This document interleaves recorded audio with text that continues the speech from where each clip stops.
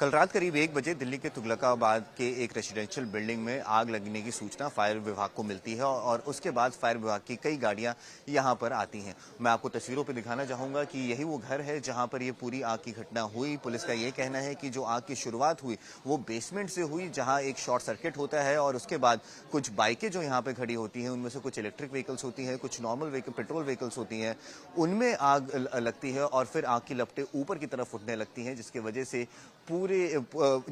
इस पूरी बिल्डिंग में कहीं ना कहीं धुआं भरने लगता है और लोगों की जान खतरे में आ जाती है। फायर की गाड़ियां यहां पहुंचती हैं और पूरे रेस्क्यू को अंजाम देती हैं, जिसमें फायर का ये कहना है कि उन्होंने 8 लोगों को यहां से निकाला, जिसमें से 3 लोगों की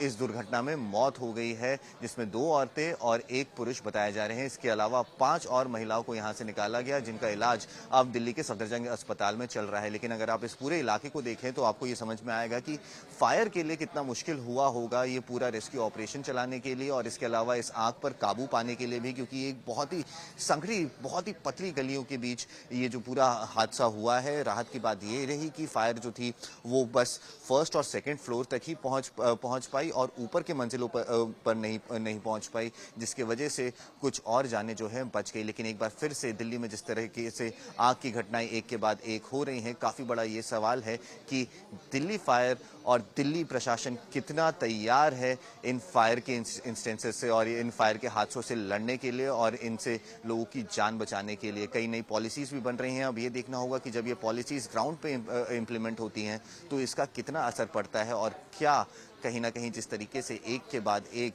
आग लगने की घटनाएं सामने आ रही हैं, एक के बाद एक लोगों की मौत हो रही है, इसमें किसी तरह की कमी आ पाएगी। वीडियो जर्नलिस्ट इमानुल के साथ अंशुल सिंह, आज तक।